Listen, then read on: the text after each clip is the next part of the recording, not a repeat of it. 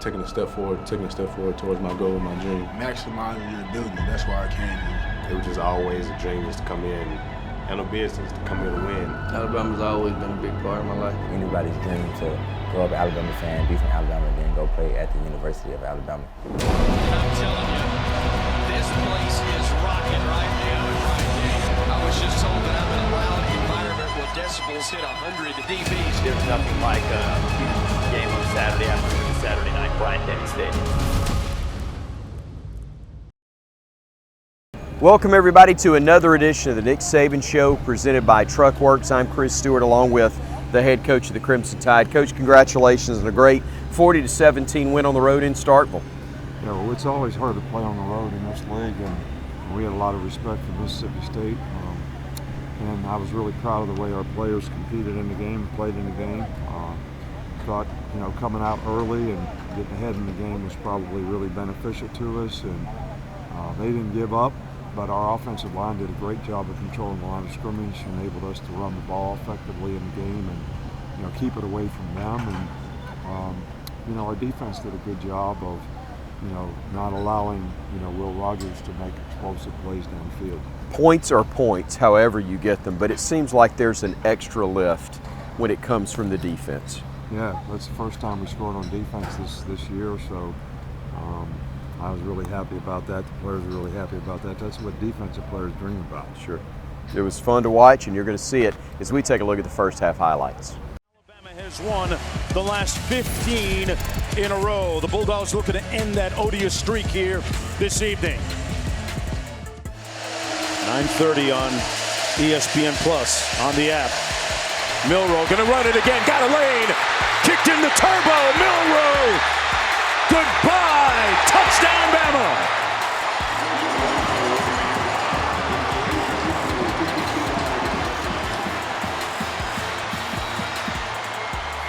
$53 yards. And if you're going to spy him, you better have an athlete. Otherwise, that man will remind you of Michael Vick. I mean, that quickness and those jets, watch him take off here. There is no linebacker who's going to sit there and mirror him and chase him. Watch him split the safety in the corner and outrun him. This man, 220 pounds and really fast. Great speed. He rallied the troops.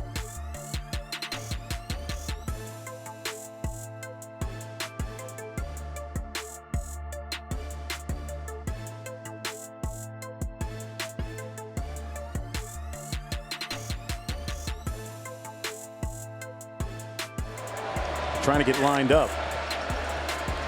Rogers, they set up a screen. Picked off at the 25-yard line by Chris Braswell. Still on his feet. Miraculously scores. Bravo, Braswell. But that was Latham who made the play. Latham got his hands up and tipped it at the line of scrimmage, and that provided the opportunity for Braswell and the presence of mind to go with it. And the disgust etched across the countenance of the faces here. Oh. Wow. Yeah. What a turn. And how about Braswell ripping the ball away from Jeffrey Pittman, who had just come in. That is the first non-offensive TD of the season for this Bama defense. 14-0 for the Crimson Tide. Well, after that first...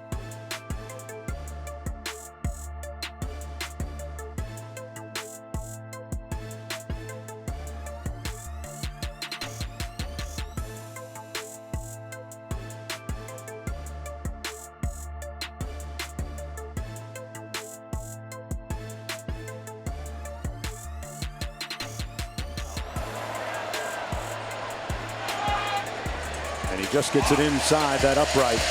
Bulldogs on the board. 7 for 7 on the season. He's made 20 straight field goals. And there's number 21. As they go up 17-3, we check in with the studio. He scored a touchdown in the red zone already this year for the Bulldogs. Keeps it right. The right time. Touchdown.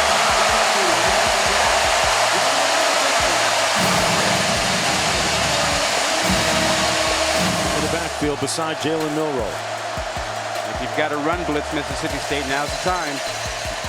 Touchdown, Alabama. McClellan.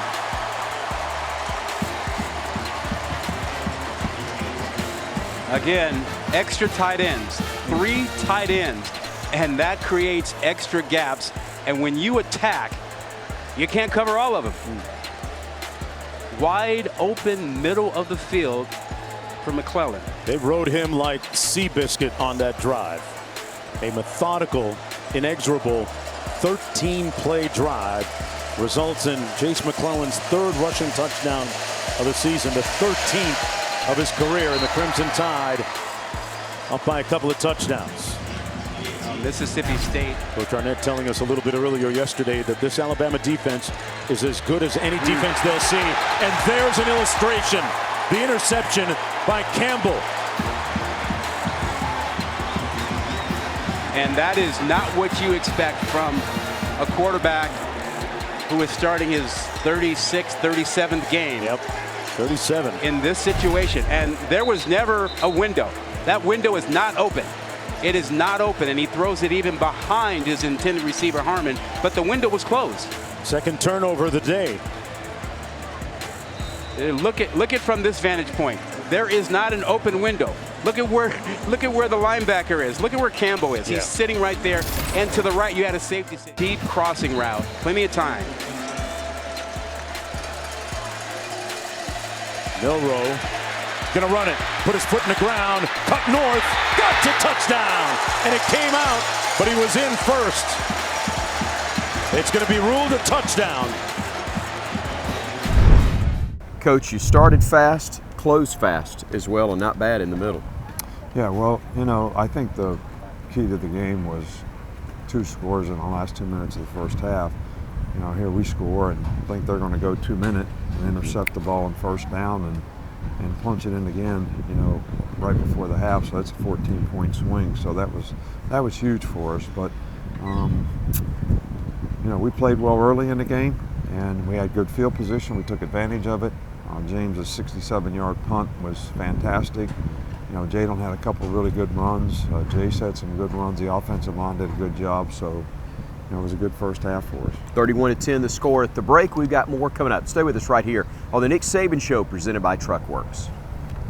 The Nick Saban Show is brought to you by the University of Alabama, where legends are made.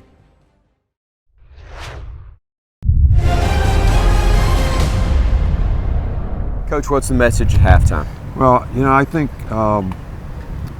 we probably did a poor job at halftime with our players. They scored those 14 points. It was a big emotional thing.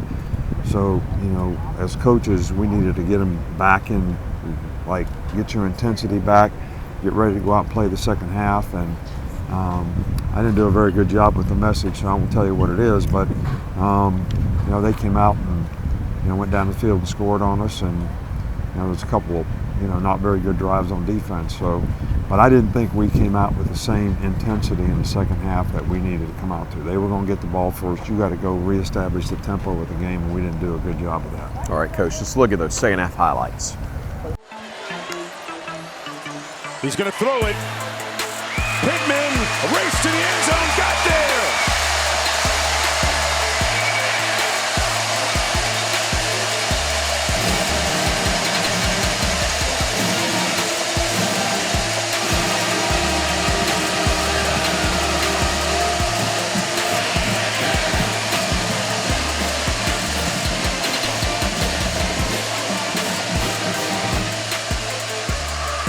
Jeffrey Pittman extending. Yeah, and this is really on Pittman. Watch him use his entire body. Left hand, one-handed catch. Tuck it away, spin, drive, power your way into the end zone. That was not the best thrown ball, but Pittman made it look wonderful. This guy's Mr. Automatic. Yeah, Reichert has made 21 consecutive field goals. This one coming from 38, made one earlier. Make it 22 straight field goals to make it 34-17. So they cash out with a field goal. Receiver, got to shake him loose. Got a little bunch formation at the bottom of the screen there. Rogers trying to pull, can't fire, and is sacked Alabama will take over at the 33 on downs. Dallas Turner, the first one to get there. That's the board. He's made 22 consecutive field goals dating back to last year. Make it 23, and the meter still is running. The Tide coming in like a sun. Aggie's playing with QB2 now. Rogers taking a shot, picked off. Caleb Downs with the INT. What an outstanding freshman safety for Alabama, leading the team in tackles. Read this all the way, had his eyes on Rogers the moment he dropped back, and watch him. Number 2 to the left of your screen over here, making a good idea to just watch the quarterback. He's on him, he sees it. Third pick of the game for Rogers. And this defense, my friend, elite. Yes.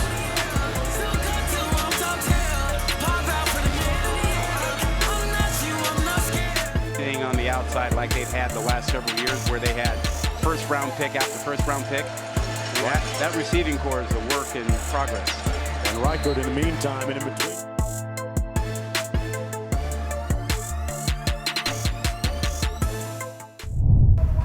Coach, in a 40-17 victory, there's a whole lot of good stuff to talk about. A lot of good stuff. You know, they only got 107 yards passing. We got 3 interceptions, I think. Scored on defense. Offensive line controlled the tempo of the game, really, by the way we could play the game because of the way they were. And they're tough up front with all their stunting and blitzing and plugging, you know, that they do. So I was really happy with that group. So I think that the key is we making gradual improvement. You know, the second half of the Ole Miss game, there's some really good things in this game. There were some not so good things that we got to get fixed, but we need to build and stack on the confidence that this team is developing and how they play with consistency. 40-17, again the final score as Bama goes to 2-0 now in Southeastern Conference play. We got more coming up. Stay with us here on the Nick Saban Show, presented by Truckworks. The Nick Saban Show is brought to you by T-Mobile, bringing 5G to hometowns across the SEC and proud partner of Alabama football. Coke, with zero sugar and refreshingly delicious. Is Coca-Cola Zero Sugar the best Coke ever? Find out for yourself.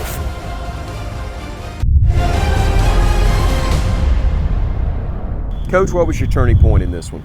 I think the last 2 minutes of the first half, we go on a 75-yard drive, we score a touchdown. First play in 2 minutes, we pick it off and make plays that we need to do to score again. So we scored 14 points in the last couple minutes of the first half, and I think that changed the entire complexion of the game. I'm not real intelligent, you know that. I always refer to her as the food coach, but Amy Bragg is much more than that. She is Director of Performance Nutrition. It's scientific, and she's as good as there is. She's as good as there is. She does a great job with our players. Our players trust her. We always use this scientific approach in body fat, muscle mass, hydration, all these things that she's really, really good at. She designs diets for players relative to their exercise program, relative to their body fat, muscle mass, and so we've improved our team not only in what they do in the strength and conditioning program, but also in how they eat, and she's the one that does all that for them. Like I said, food coach. So, yeah, she's better than that. She is a lot better than that. We're going to take a look at Mercedes-Benz All Access with Amy Bragg. I'm Amy Bragg. I'm the Director of Performance Nutrition here working with football. On a daily basis, we run meals and recovery nutrition around the player's schedule. We track what the players are eating. We want to make sure they have balance and that they have the appropriate protein, carbohydrate, fat, and an optimal fluid to get them through practice, but also to develop them long-term into the correct body composition. Planning from an early point, wanted to add some things in they're sort of comfort food. So literally we called it Camp Comforts. I went to Ashley Kimball, I said, is there a way we can communicate with the players' parents? Because the thing you hear a lot in a facility like this is, oh, this lasagna is good, but it's not like my mom's. Oh, I love the cobbler, but it's not my grandmother's. So I thought, well, why don't we get some of those recipes? Why don't we make it like grandma's? actually communicated with the parents. I thought we might get 25, maybe 30 recipes. We ended up with a 6-page spreadsheet of, I mean, everybody sent something. A lot of parents sent 3 recipes. And when they would come in, they didn't know anything to expect anything. They just lit up. It has been one of the coolest things I think I've done in my career. And we had such a good response to it. We're now extending it throughout the year. To see their face and to delight somebody during camp, it's a hard time of year. It's a hard time to get through. So to give them that, it's just it's just a perk. Mama gonna do it every time. Nutrition is complex. So the player likes are cultural, familial, things that remind you of home, things that bring you back to a different time, a positive memory. So while we balance the human side of nutrition with the performance side, the development side, getting the right things in the players at the right times, we also want to delight them. We want them to want to eat here. So we really work hard on our menu, on our service style, varying things, making it different, taking their feedback to try and make the facility as successful as possible. Never enough sauce. Appreciate you, Mama. The Nick Saban Show is brought to you by Coke with 0 sugar and refreshingly delicious. Is Coca-Cola Zero Sugar the best Coke ever? Find out for yourself. Coach, love hearing you talk about your players. Corey Brooks, a wide receiver out of Miami, is our spotlight this week. Well, he's made some tremendous plays for us in his career here so far. He had made a tackle inside the 20. He's one of the best special teams players, blocked a punt, and he's an outstanding receiver. Right. But he loves playing on special teams, and he's made some great plays on it. He's a great person and has really been, I've set a good example for a lot of the young players at his position at receiver. Let's spend some time getting to learn more about Corey Brooks. Corey Brooks, Miami, Florida, a wide receiver. Throws near side, behind the knee, caught by Brooks. Touchdown,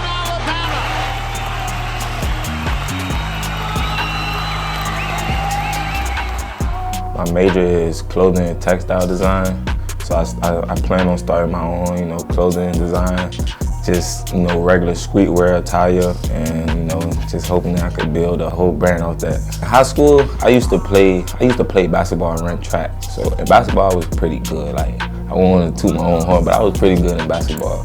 But it got to 10th grade, to where I was like, all right, I'm gonna stop playing basketball and focus more on football. I wanted to come to Alabama just to become a legend, want to be one of the great receivers, because a lot of Florida guys that came here and played receiver, I kind of followed their path. Want to be a legendary receiver here. Rice gets the snap, knee high, looks, throws the fade route, near side end zone, got it on, touchdown Alabama! Caught by Ja'Cory Brooks in the end zone. He gets position on the defensive back, Jalen Simpson, and pulls it down for the touchdown. What a throw, what a catch. Good Lord, what a day. I told y'all. Man, one time for the crib, 305, man. Somebody was just talking to me about that last night, actually. We was playing the clip back, but to keep hearing people talk about it consistently and bring up the Cats, I'm not from Alabama, so I didn't know how big the Iron Bowl was to Alabama and Auburn, how big the rivalry was. So that was one of my top moments, but I'd say one of my top moments here when I first scored, first got in the end zone. That's probably one of my exciting moments. When I first got here, I really ain't get the picture that you play for Coach Saban. It's more development. He's a football head, so as a player, we know the feeling as a football player. So I know he pretty sure he want to go out there and run routes with us. But he's a great coach, and I just learned so much from him and everybody else that's been around. Coach Wiggs, as a receiver coach, he's like an older uncle to me or a dad, just always willing to tell me the right things. Or tell me, yeah, you did this good, but mostly the part is what do you do bad to help you become more greater, doing the right things in school and being the right becoming a young man. In Miami, there's a lot of people that in need for help, so you feel me, and I could say I was probably one of those kids. So as me helping out others and building, when I went to go build a home or paint, that was just all right, that's an extra helping hand for someone else that may need it or that may not be able to do it themselves. Appreciate y'all, appreciate the support. Roll Tide. The Nick Saban Show is brought to you by Ford. The Ford F-150 helps make your game day traditions bigger and better, season after season.